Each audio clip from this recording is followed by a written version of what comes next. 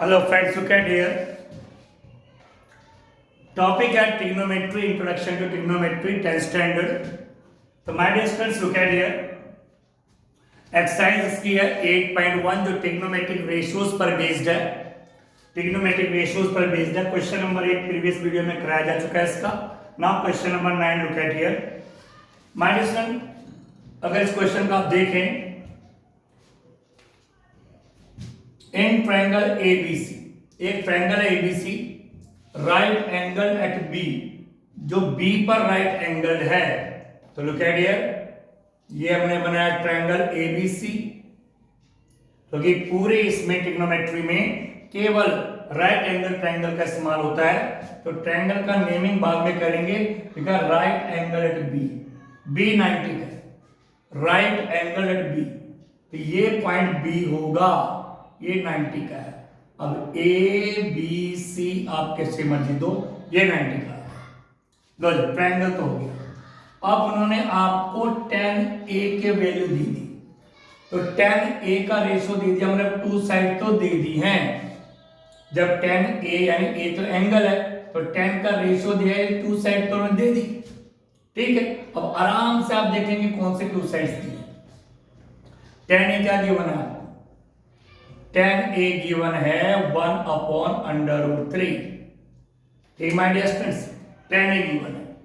अब tan का ratio क्या होता है, look at here, trigonometric ratios shortcut में sin p/h और cosec h/p, cos b/h और sec h/b, tan p/b और cot b/p, यानी sin का ratio p/h perpendicular upon hypotenuse, cos का रेशियो b/h, tan का ratio p/b perpendicular upon base, और cosec sin का रेसिप्रोकल, sec cos का रेसिप्रोकल, cot इसका रेसिप्रोकल। तो इसको याद करने के लिए बोलते हैं p/b/h/b। क्या बोलते हैं, p/b/h/b।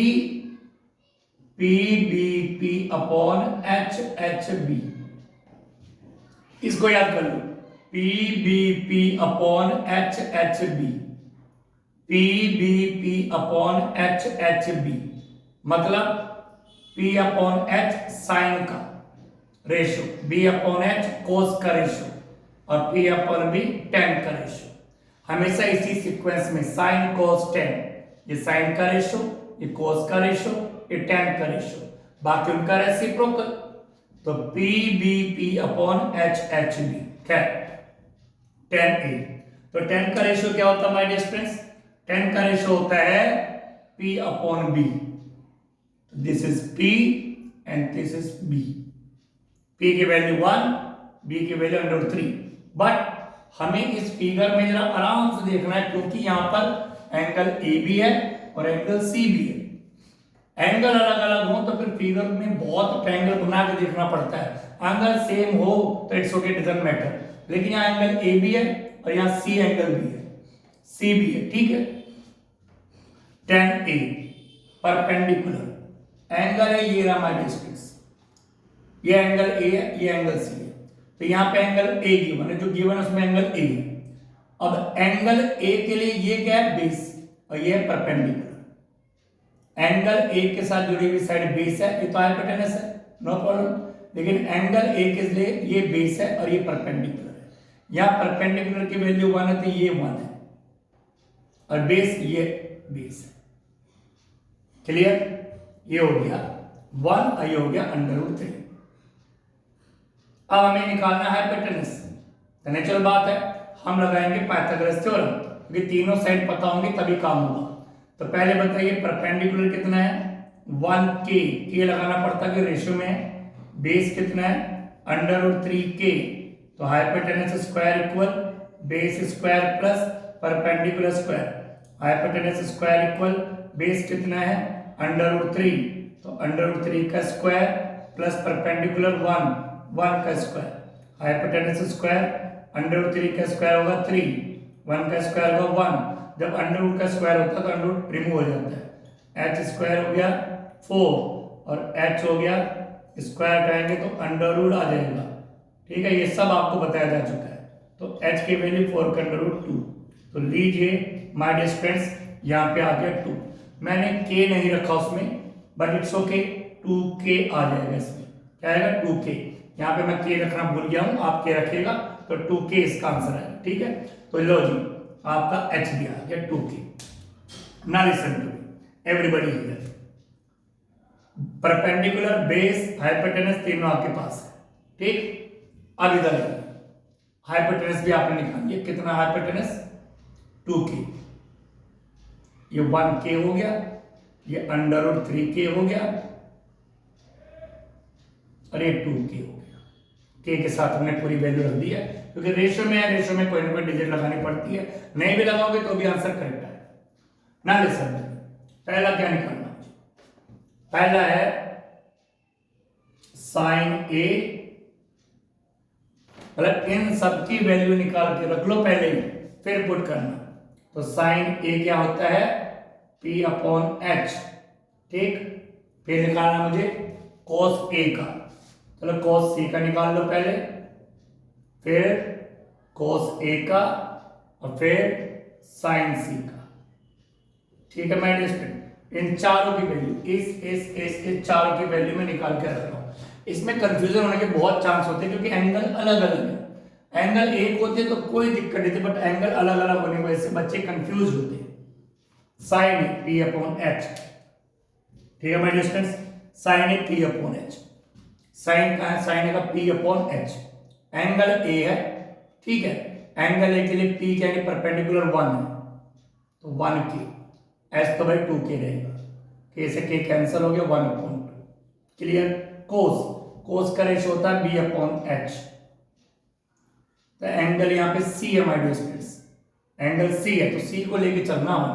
एंगल को लेके बेस और परपेंडिकुलर चेंज होते हैं। c बेस क्या है? 1। एंगल c के लिए ये 20 है, एंगल c के लिए 20 है, 1k। और हाइपोटेनस क्या है? 2k। k से k कैंसिल, 1/2। ठीक है माय डियर स्टूडेंट्स, इसी तरह से हम निकालेंगे cos A और sin C। cos का रेशियो क्या होता है? B upon H. बट यहाँ पे एंगल कौन है? A। A के लिए बेस क्या है? अंडर रूट 3, और h क्या है? हाइपोटेनस 2k, तो अंडर रूट 3 क्या? 2k।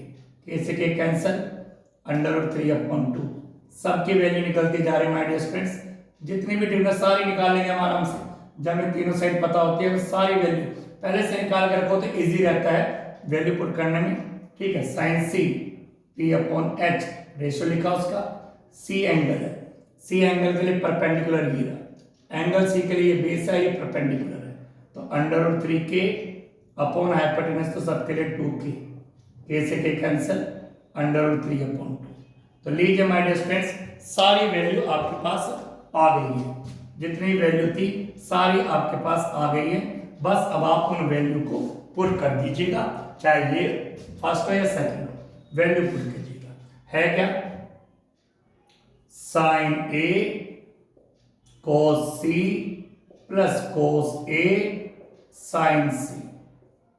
नंबर 1, साइन ए की value this one 1/2, multiply cos c की value this one 1/2, plus cos a की value this one under root 3/2, sine c की value this one under root 3/2।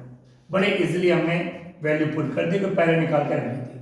1 1 जा 1 1/4, under root 3 के under root 3 3 3 2 2 जा 4। ठीक है my dear students, अब LCM लेना है। इसका एलसीएम आएगा 4 4 4 का 4 से मल्टीप्लाई करेंगे तो 1 आ जाएगा, 4 से मल्टीप्लाई का 4 से 4 कैंसिल, 3 आ जाएगा, तो ये हो जाएगा 4/4 यानी 1। तो माय डियर स्टूडेंट्स इसका आंसर आ चुका है 1। इसी तरह आप ये वाला पार्ट भी अपने आप कर लें। I hope you understand. Thank you very much.